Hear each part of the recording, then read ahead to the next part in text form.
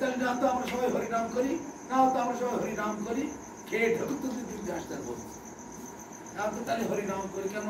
বড় লোক তো, এক দু এক বছর ধার না হলেও ক্ষতি নাই, ব্যাংকে থেকে টাকা তুলে নিয়ে খাবো। কিন্তু অন্য মানুষদের কি হবে উপায়? গরিব মানুষদের কি উপায় হবে? তখন আমরা সে বৈঠকখানায় বসে আছি, সেখানে আমি বলছি তোর কীর্তন করো দেখি, কীর্তন করো, আমার সঙ্গে কীর্তন করো বলে আমরা আছি 3 জন। তখন সেই বৈঠকখানায় বসে বসে কীর্তন করছি, কলকাতায় কিছুই নেই। ওরা খেয়ে জনবান্ধব গুলো খেয়ে দিয়ে থালা ধুয়েছে, থালাটা আছে হাতে, সবে ধুয়ে এসেছে, থালাটা একটু বাজাচ্ছে, কেউ গামলা বাজাচ্ছে, আর আমার হাতে ছিল একটা লাঠি, ওইখানে লাঙল চষে এসে লাঠিতে রেখে দিয়েছে, আর সামনে ছিল কড়াই একটা উল্টোনো, ওই ধান সেদ্ধ করা কড়াই, কড়াইতে বাজাচ্ছি, কড়াইতে বাজাচ্ছে, এটা ঢোল বাজানোর মতো হয়ে গেল, কাঁসর বাজানোর মতো। আর একজন আর একটা ওই ছোট একটা কিস পেল, তাই যে বাঁশের খুঁটে গিয়ে বাজাচ্ছে, আর ওরা থালা বাজাচ্ছে, কেউ গামলা বাজাচ্ছে। তা আমরা 3 জন, আর ওরা বাড়িতে 4-5 জন, আর 4-5 জন কিষান, সব মিলিয়ে 15-20 জন হয়েছে, জোরে জোরে কীর্তন করছে। আমি বলছি আর একটু পরেই তো এই 1টা বেজে গেছে, এখন তো চলে যাবো, তা জোর করে কীর্তনটা করে দিয়ে যায়, বিকেলেই তো চলে যাবো, জোর করে কীর্তন করে দিয়ে যাই। তখন ওই 15-20টা লোক মাত্র, তাহলে 1টার সময় কে বাড়ি থেকে বেরোবে, কাউকে তো ডাকাই হয়নি। 15-20 জনে উচ্চ স্তরে কীর্তন করে, হ্যাঁ জোরে জোরে করো, গলা ছেড়ে একদম ফাঁকি ঝুঁকি দিয়ে নয়, কার গলা কত জোর আছে। সে মেয়ে ছেলে ছিল সবাই কীর্তন কথা শুনে বিশ্বাস করলো কীর্তন।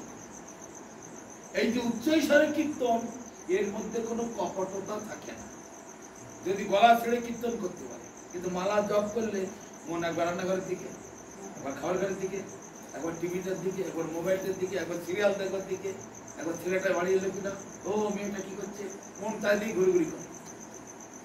কিন্তু উচ্চ স্বরে যখন কীর্তন করবে, তখন কিন্তু তার মন কোনো দিকে যেতে পারে।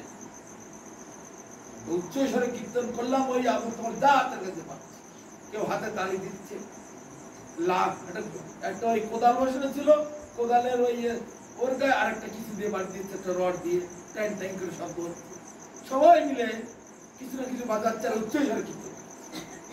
এই 15-20 মিনিট কীর্তন করে, আর ওদিকে বাড়ি থেকে ফোন আসছে, আপনার কোথায়, বেলা 1টা বেজে গেল, এখন কোথাও আসেননি, আমরা রান্না করে দেখতে বসে আছি, বাড়ির লোকেরা খেতে পারছে না, যাচ্ছে যাচ্ছে যাচ্ছে, হয়ে গেছে উচ্চ স্বরে কীর্তন করছে। আর 15-20 মিনিট, এই 20-21-22 মিনিট হয়েছে, সবাইকে 2-1 ফোঁটা করে জল পড়তে আরম্ভ হয়েছে, 2-1 ফোঁটা করে জল পড়তে আরম্ভ হয়েছে। পড়তে পড়তে পড়তে পড়তে পড়তে পড়তে কীর্তন আমাদের চলছে, ধীরে ধীরে ধীরে ধীরে জোরে জোরে আরম্ভ হয়ে গেল। আরম্ভ হতে হতে হতে হতে হতে হতে এমন বৃষ্টি হলো, ঘর থেকে বেরোতে পারছে না, 1-1.5 ঘন্টা ঘর থেকে বেরোতে পারছে, রাস্তায় পর্যন্ত জল দাঁড়িয়ে গেল। মাঠ তো মাঠ, মাঠের জল জমে রাস্তার উপরে জল দাঁড়িয়ে। আর বাড়ির লোকেরা বলে অবাক হলি, এ কি অলৌকিক কাণ্ড, আপনি যা বললেন তাই সত্যি হয়ে গেল। কিন্তু আমি বলবো কোথায়, ভাগবতে এসব কথা বলা আছে, জীবনে তো ভাগবত খুলেও কেউ দেয়, শাস্ত্রে এসব কথা বলা আছে, হরিনামের মাহাত্ম্যটা এইরকম বলা আছে, যা বলেছে সেইটাই সত্য, 100% সত্য। একটু পড়ে তো দেখো দয়া করে, কেউ শাস্ত্র পড়ে, খবরের কাগজ পড়ার টাইম পায় যারা রাজনীতি করে, আর যারা টিভি দেখে, সিরিয়াল দেখার টাইম পায়, কিন্তু ধর্মীয় অনুষ্ঠান গুলো শুনবে না। আস্থা চ্যানেল, সংস্কার চ্যানেল, যেসব ভালো ভালো জিনিসগুলো হয় সেগুলো কেউ দেখবে, খারাপ জিনিসগুলো দেখবে, মাঝে মাঝে খারাপ বই পড়বে, তা ভালো গীতা ভাগবত এসব ভালো ভালো বই কিছু কেউ পড়বে। তা সে এমন বৃষ্টি হলো, একদম মানে মাঠ ভাসিয়ে দিল, 1-1.5 ঘন্টা আমার যেন মনে হচ্ছে কলসি করে বালতি করে জল ঢেলে দিচ্ছে কেউ আকাশ থেকে, এরকম বৃষ্টি। এখনো পর্যন্ত এইসব এলাকাতে ফোন আসে, অলৌকিক ঘটনা ঘটলো আপনি যখন এই কীর্তন আসছে। এরকম ঘটনা এক জায়গায় নয়, এরকম বহু জায়গায় ঘটেছে, বিদেশেও পর্যন্ত ঘটেছে। বলতে গেলে সে গল্প বলতে বলতে সারা রাত পার হয়ে যাবে, একটা গল্প বলছে। এইগুলো হচ্ছে বাস্তব। এরোপ্লেনে যাচ্ছে, আগুন লেগে গেছে, কান্নাকাটি শুরু হয়ে গেছে, এরোপ্লেনের মধ্যে এবার পড়ে যাবে, 300-400 লোক সব মরে যাবো। গুরুমাত বললেন আজকে কি হবে তার ঠিক নেই, হরিনাম করো। মালা বের করে গুরুমানে হরিনাম করছেন, আমি হরিনাম করতে লাগলাম, আর আমাদের সঙ্গে 10-12 জন সবাই হরিনাম করতে লাগলাম। আর ওর ভিতরে লোকেরা কান্নাকাটি করছে, যাচ্ছেই সব খ্রিস্টানের দল বেশি, কেউ তাদের ওই জিসাস মেরি ওদের ডাকছে, মুসলমানরা আল্লাহ আকবার আল্লাহ এইসব করছে। আমরা তো হরিনাম করে যাচ্ছি, আমরা উচ্চ স্বরে ধরে ধরে হরিনাম করছি। করতে করতে করতে করতে করতে করতে করতে করতে কালো ধোঁয়া বেরোচ্ছে এরোপ্লেনের টানা পাক ইঞ্জিন দিয়ে। করতে করতে প্রায় 1 ঘন্টা পর্যন্ত সেই এরোপ্লেন এয়ারপোর্টে না হলে তো নামতে পারছে না, জলে ধাপিয়ে দিয়ে যাচ্ছে। যখন দেখা যাবে সামলানো যাচ্ছে না, সঙ্গে জলে নামিয়ে দেবে এরোপ্লেন, এরকম নিয়ম।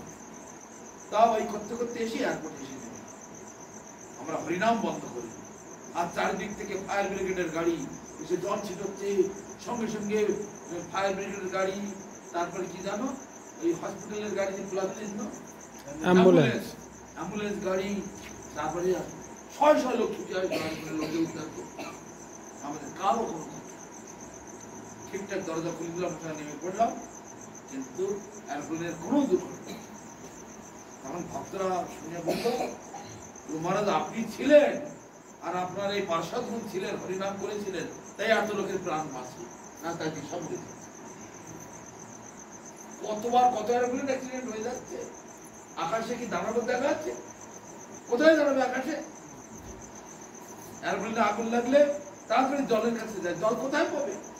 অধিকাংশ দেখায় তো মানে 3 ভাগ জল 1 ভাগে স্থল, জল তো সে সমুদ্রের দিকে।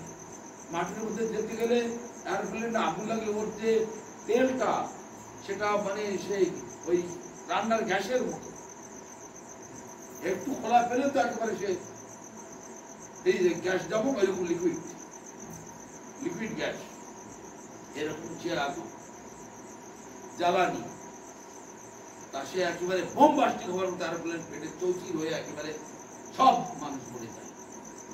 কিন্তু হরিনামের বলেতে মানুষ আর কেউ মরল না, এয়ারপ্লেনটা নেমে গেল, সবাই আমরা নেমে গেল। এরকম বহুবার এরকম হয়েছে। আন্দামানে যাওয়ার সময় জাহাজ ঝড়ের মুখে পড়লো, মাঝ সমুদ্রে গিয়ে কান্না কাটি, লোকে বমি বমি করে যাচ্ছে। আমরা যে কজন ছিলাম, এই আমাদের কাঁসর থাকে, করতাল থাকে, 2-3 জন আমরা কতল বাঁচলাম, কাঁসর বাঁচতে লাগলাম, হরিনাম করতে লাগলাম। আসলে তো বাঙালি লোক, আন্দামানে সবাই বাঙালি, এই বাংলাদেশি বাঙালি সব, ওরা সবাই হাঁড়ি করে ভাত নিয়ে গেছে, গামলায় করে ভাত নিয়ে গেছে, ওইগুলো ঢেলে রেখে ওই গামলাই বাজাচ্ছে, সব গামলা বাজাচ্ছে, থালা বাজাচ্ছে আমাদের সঙ্গে। আরে হরিনাম করো, তোমাদের আর কোনো বিপদ হবে না। তো বাঙালিরা তো হরিনামে বিশ্বাসী, ওরা সব আমাদের সঙ্গে লেগে গেল। 1-150 লোক আমরা হরিনাম করতে লাগলো। হরিনাম করতে করতে করতে করতে করতে করতে করতে করতে 1 ঘন্টার মধ্যে একটু ঠান্ডা, ঝড়ের বেগটা অর্ধেক বেড়ানো কমে গেল। তবু ঝড় ছিল, কিন্তু অত বেগ আর ছিল না। আমরা এয়ারপ্লেন একবারে যা বোর্ডের জাহাজ এরকম নাচাচ্ছি, এই যায় তো সেই যায়, এরকম অবস্থা। চন্ড ঝড়ের মুখে পড়লো সেই জাহাজ, MV আকবর জাহাজের নাম ছিল। তাই সেই জাহাজ আমাদের পৌঁছে গেল, তার টাইম বেশি লেগেছিল, 72 ঘন্টা লাগে আন্দামানে যেতে খিদিরপুর থেকে। সেই জাহাজ লাগলো 150 ঘন্টা। 150 ঘন্টা মানে কদিন হলো? 5 দিন, 5 দিন 5 রাত, এটা 72 ঘন্টায় যায়। এটা লেগে যাচ্ছে আমার 150 ঘন্টা। মানে ঝড়ের মুখ দিয়ে, ঝড় থেকে মুখ করিয়ে দিচ্ছে, ঝড় তো বন্ধ হচ্ছে, কিন্তু কীর্তন করার ঠেলায় ঝড়ের বেগ কমে গেল। একটু আমাদের সময় নিয়েছে বেশি, সব লোক বহু অলৌকিক। সেই জন্য ভাগবতে বলছে, পতিত স্খলিত ভগ্ন ষণ্ডস্যহত হরিলিপ্ত বসে না পিপমানাতি দাসনা। ভাগবতের শ্লোকটা রয়েছে, যে লোক অধপথে গেছে কিন্তু এখনো জ্ঞান আছে। অনেক অধপথে যায় না, বড় লোকের ছেলে খুব কোটি কোটি টাকার মালিক, মদ খায়, গাঁজা খায়, পতিতালয়ে যায়, যত পকেট মার, গুন্ডা, বদমাস, স্মার্টগুলা তাদের সঙ্গে মিশে অধপাতে গেল। কিন্তু এখনো তার ব্রেন আছে, এখনো জ্ঞান আছে, যদি এখনো হরিনাম করে তার কি গতি হবে, এইটা বলা হচ্ছে ভাগ্য স্খলিত, অথবা যে পড়ে যাচ্ছে, পাহাড়ের উপরে গাড়িটা উল্টে গেছে, গড়াচ্ছে গড়াচ্ছে গড়াচ্ছে, এখনো নিচে এসে পড়েনি, নিচে এসে পড়লেই মরে যাবে, কিন্তু এখনো গড়াচ্ছে, কিন্তু এখন জ্ঞান আছে, যদি এখনো হরিনাম করে তার কি গতি হবে, অতীতে স্খলিত, ভগ্ন, অথবা পড়ে হাত পা ভেঙে গেছে, কিন্তু এখনো মরেনি, মানুষটা বেঁচে আছে, এখনো জ্ঞান আছে, যদি এখনো হরিনাম করে তার কি গতি হবে, অতীতে স্খলিত, ভগ্ন, অথবা সাপে কেটেছে, বাঘে ধরেছে, কুমিরে ধরেছে, খাচ্ছে, কিন্তু এখনো জ্ঞান আছে, বাবা গো মা গো না বলে ওরে হরে কৃষ্ণ বল, ঘরে আগুন চলে গেছে, দরজা টরজা বন্ধ, গেটে তালা দেওয়া, বেরোবার রাস্তা নেই, উচ্চ স্বরে যদি হরিনাম করে কোন দিন জমেরও ক্ষমতা নেই তাকে মারবে, এত বড় হরিনামের শক্তি। কিন্তু বিপদ যখন আসে ভগবানের নাম আর কারো মুখে আসে, কেন? অভ্যাস নেই যে, বাবা গো মা গো, মা তারা গো, মা কালী গো, মা মনসা গো, এইসব বলবে, কিন্তু হরে কৃষ্ণ কারো মুখে আসে, অভ্যাস যে কারণে, অভ্যাস করতে হবে।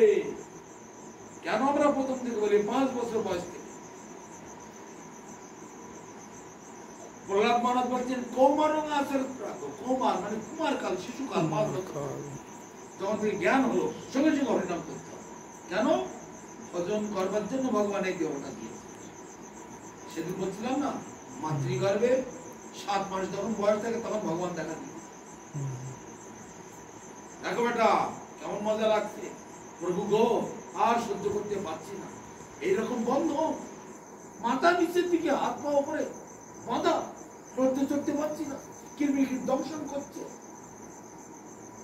বাবারে বাবা এত কষ্ট, প্রভু এবার জন্ম দিলে আমি তোমার ভজন করবো, তুমি দয়া করে এবারের মতো মুক্তি দাও প্রভু, করবে তো ভজন করবে তো? হ্যাঁ প্রভু আমি প্রতিজ্ঞা করছি এবার বলে ভজন, তোমার আমি ভজন করবো এবার জন্ম। কিন্তু জন্ম হইল পরি মায়া জালে, না হইল জ্ঞান। আমাদের কীর্তনে রয়েছে, জননী জঠরে ছিলাম যখন বিষম বন্ধন পাশে, একবার প্রভু দেখা দিয়া মরে মন চিলায় দিল, তখন ভাবিল জন্ম হইলে করিব ভজন তব, আর জন্ম হইল পরি মায়া জালে, না হইল জ্ঞান। আদরের ছেলে স্বজনের কোলে হাসিয়া কাটানো খাও, এই ছোট ছোট বালক না, দাদু দিদা মা বাবার কি আনন্দ করে কাটাচ্ছে, আর মা বাবা দাদু দিদারাও খেয়ে যাবে। ঠাকুরের কথা বলতে বলবে না, ঠাকুরের কাছে যেতে বলবে না, ইংলিশ স্কুলে পড়বে, কম্পিউটার শিখবে, নাচ গান শিখবে, এইসবই তাদের শিক্ষা। যেমন বাবা মা তেমনি তাদের ছেলে, তাদের মা বাবারা তাদের মা বাবাদেরকে তারা প্রেত লোকে পাঠিয়েছে, তোমাদের ছেলেমেয়েরা তোমাদেরকে প্রেত লোকে পাঠাবে। কেননা তোমরা বৈষ্ণবের মতে শ্রাদ্ধ করবে না, তোমরা তো সেই মানে শাক্ত মতে শ্রাদ্ধ করেছ অমেধ্য দিয়ে, অমেধ্য দিয়ে শ্রাদ্ধ করলে প্রেত লোক গতি হয়, প্রেত লোকে তোমার ছেলেগুলোরা তোমাদেরকেও প্রেত লোকে পাঠাবে, যাবে কোথায়? পাপ কখনো পাপকেও ছেড়ে কথা বলে। তাহলে সেই সময় প্রতিজ্ঞা করেছিলাম, কিন্তু আমরা সেই প্রতিজ্ঞা রক্ষা করতে পারি। এই মায়া আমাদের সব খেয়ে দিচ্ছে, মায়ের দই দিলে হবে না। আমরা কেন মায়ের দাসত্ব করব? জীব নিত্য কৃষ্ণ দাস, মায়ের দাস তো বলা হয়নি কোথাও। জীব নিত্য মায়া দাস কোথাও বলবো কৃষ্ণ দাস, জীব নিত্য কৃষ্ণ দাস, তা ভুলে গেল। এই দোষে মায়া তার গলায়, ভগবান আমার প্রভু, আমি তার দাস, এইটুখানি স্বীকার করতে পারছি। কেন তাই যদি করে তাহলে তো আমি মাছের বাজার থেকে মাছ কিনে আনতে পারবো না। এই গলায় মালা করে মাছ কিনে নিয়ে যাচ্ছ, লোকলজ্জার ভয় আছে। আবার ভালো ভোগ করো, যত করবে ভোগ তত হবে রোগ। আর যত হবে রোগ তত হবে শোক, ভোগ রোগ আর শোক। চলো চলতে থাকো। অতএব রেহাই নেই, যতদিন তুমি ঘুরে ফিরে নিজের জায়গায় না আনবে ততদিন রেহাই নেই। মৌমাছির মতো, মৌমাছির বাক্সের মধ্যে থাকে একটা ফুটো থাকে, ঢোকে আর ভিতরে অনেক স্ত্রী মৌমাছি, তারপরে কি বলে সৈনিক মৌমাছি, তারপরে লড়াকু মৌমাছি, তারপরে সংসারী করা মৌমাছি। মানুষ যখন আছে অনেক প্রকারে মৌমাছির দলে দলে মারামারি করে, পাটাপাটি আছে ওর মধ্যে বহু রকমের, কেউ মধু আনা মৌমাছি, ঘর বানানো মৌমাছি, অনেক রকম আছে, দল ভাগ্যা মারামারি, দলাদলি, পাটাপাটি। কিন্তু যতই করুক বেরোবার রাস্তা ওই একটা, যেটা দিয়ে ঢুকছে সেটা দিয়ে বেরো, আর কোন রাস্তা যে পথ দিয়ে এখানে ঢোকা হয়েছে সেই পথ ছাড়া আর বেরোবার কোন রাস্তা নেই। কোন পথ দিয়ে ঢুকেছি? ভগবানকে ভুলে যাওয়ার অপরাধ। যতদিন ভগবানকে স্মরণ না করবে, তার চরণাশ্রয় না করবে, ততদিন পর্যন্ত রেহাই নেই।